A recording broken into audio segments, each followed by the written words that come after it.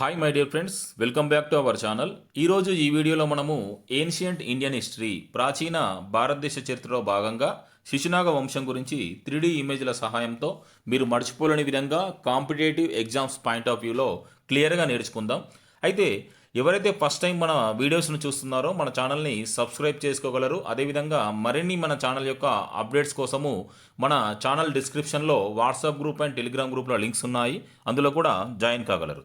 ఇక సబ్జెక్ట్ విషయానికి వచ్చినట్లయితే శిశునాగ వంశం ఏదైతే ఉందో దీని యొక్క స్థాపకుడు ఎవరంటే శిశునాగుడుగా మనం చెప్పుకోవచ్చును. అంటే ఇతని పేరు మీదుగానే ఈ వంశానికి శిశునాగ వంశం అనే పేరు రావడం జరిగింది.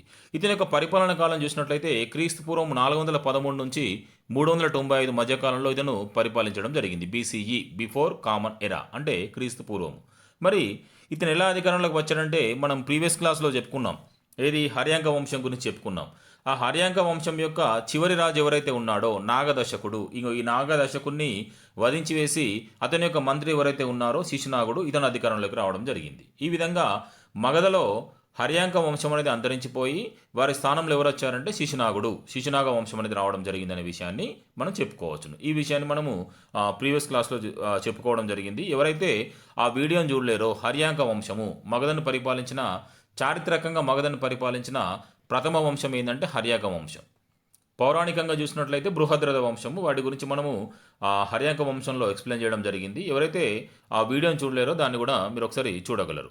అయితే ఈ శిశునాగుని గురించి చెప్పుకోదగిన ముఖ్యమైన సంఘటనలు మనం చూసినట్లయితే వీరి యొక్క మగధ రాజధాని ఏదైతే ఉన్నదో ఆ మగధ రాజధాని పాటలీపుత్ర నుంచి వైశాలికి మార్చింది ఎవరంటే ఇతనే, శిశునాగుడే మార్చాడు.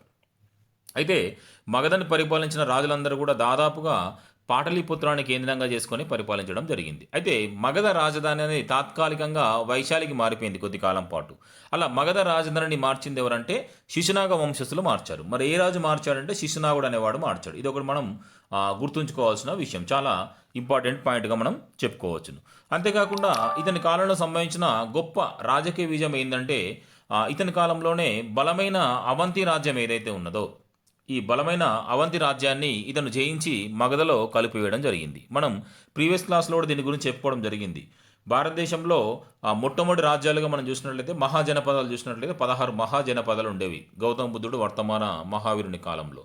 వీటిని షోడశ మహాజనపదాలు, 16 మహాజనపదాలు అన్నారు. అందులో ఈ మగధ ఒక జనపదము, మరి ఒకటి వచ్చేసి అవంతి కూడా ఒక జనపదం.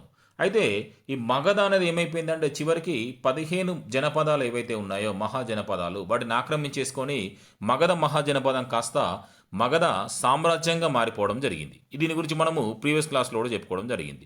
అయితే ఆ మగధనే ఎందుకు సామ్రాజ్యంగా అవతరించింది, మరి మిగిలిన 15 ఏవైతే జనపదాలు ఉన్నాయో వాటికి ఎందుకు పాసిబిలిటీ కాలేదు, సాధ్యం కాలేదు అంటే మగధను పరిపాలించిన రాజవంశాలు ఎవరైతే ఉన్నారో రాజులు కావచ్చు, చాలా గొప్పవాళ్ళు, అంటే సమర్థవంతులు పరిపాలించడం జరిగింది.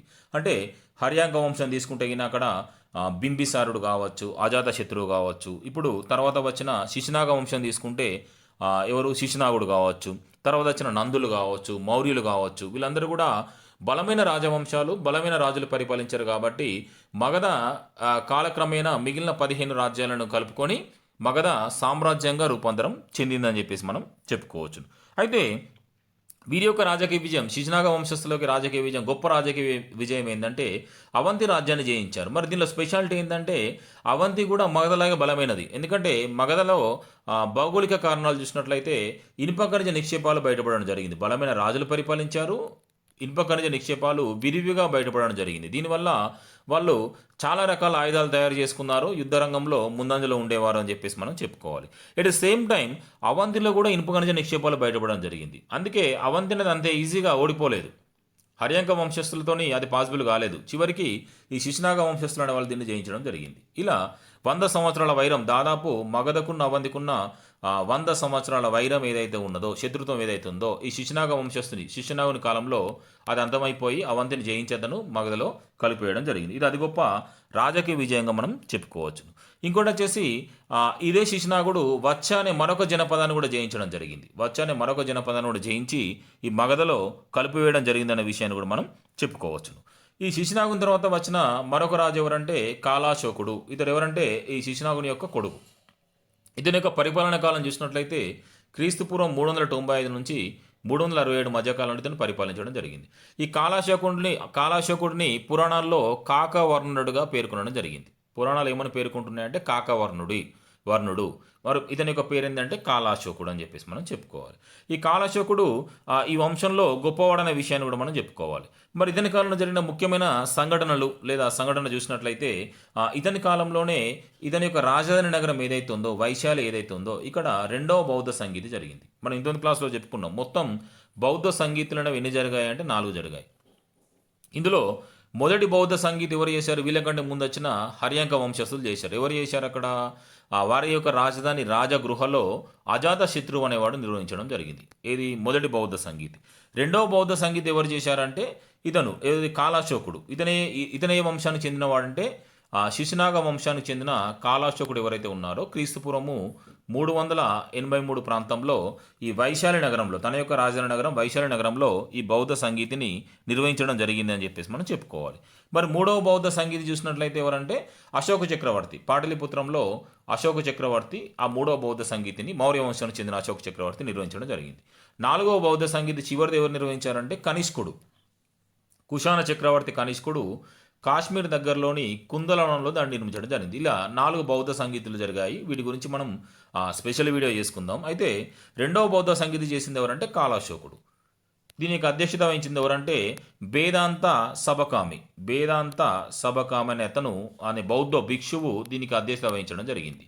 దీన్ని నిర్వహించింది ఎవరంటే కాలాశోకుడు. ఎక్కడ అంటే వైశాలిలో నిర్వహించడం జరిగింది క్రీస్తుపూర్వము 383లో. ఇది మనకు చాలా ఇంపార్టెంట్. ఈ పాయింట్ నుండి మనం గుర్తుంచుకోవాలి. అయితే ఇతని కాలంలో మరొక జరిగిన ముఖ్యమైన సంఘటన ఏంటంటే ఇతని కాలంలో నందవంశానికి చెందిన మహాపద్మనందుడు అనేవాడు ఇతని రాజ్యం మీద దండయాత్ర చేసి ఈ కాలాశోకుని వధించి నందవంశాన్ని స్థాపించడం జరిగింది. అంటే ఈ శిశునాగ వంశానికి వచ్చేసి కేవలము 2 రాజులు మాత్రమే పరిపాలించడం జరిగింది. ఒకటి శిశునాగుడు, తర్వాత కాలాశోకుడు. ఈ కాలాశోకుని నిర్మూలించి ఎవరు వచ్చారంటే నందులు రావడం జరిగింది. మన నందవంశాన్ని స్థాపించింది ఎవరంటే మహాపద్మనందుడుగా మనం చెప్పుకోవచ్చును. అయితే ఇందులో మనకు ముఖ్యమైన విషయాలు చూసినట్లయితే ఇప్పుడు నేర్చుకున్న దానిలో రివిజన్ పాయింట్స్ ముఖ్యమైన విషయాలు చూసినట్లయితే శిశునాగ వంశ స్థాపకుడు వచ్చేసి ఎవరంటే శిశునాగుడే. ఈ విషయాన్ని మనం గుర్తుంచుకోవాలి. మగధ రాజధానిని పాటలీపుత్ర నుండి వైశాలికి మార్చింది ఎవరంటే ఏ వంశం వాళ్ళు అంటేనేమో శిశునాగ వంశస్థులు. మరి ఏ రాజు మార్చాడు అంటేనేమో శిశునాగుడు.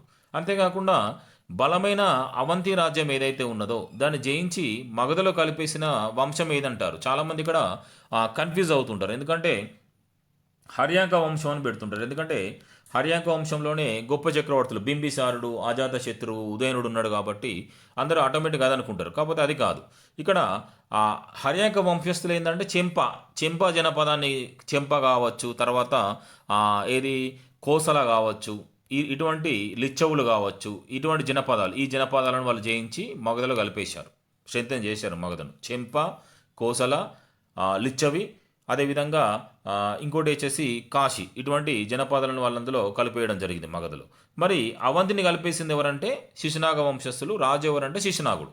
ఈ విషయాన్ని ఒకటి మనం గుర్తుంచుకోవాలి. ఇంకోటి రెండవ బౌద్ధ సంగీతి ఎవరి కాలంలో జరిగిందంటే శిశునాగ వంశస్థుల కాలంలో జరిగింది. దాన్ని నిర్వహించింది ఎవరంటే కాలాశోకుడు.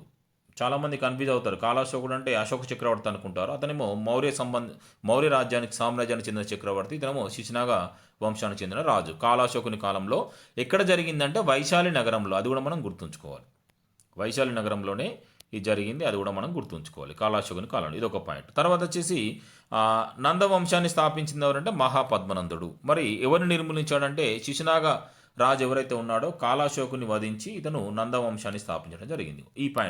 ఈ పాయింట్స్ అనేవి మనం గుర్తుంచుకుంటే ఈ లెసన్లోకి వెళ్ళి మనకి ఏ బిట్స్ వచ్చినా కూడా ఎగ్జామ్లో మనం కరెక్ట్ ఆన్సర్స్ చేయగలుగుతాం. Okay my dear friends, video నచ్చినట్లయితే లైక్ చేయండి, షేర్ చేయండి, అదేవిధంగా మన ఛానల్ని సబ్స్క్రైబ్ చేసుకోండి. Thank you one and all.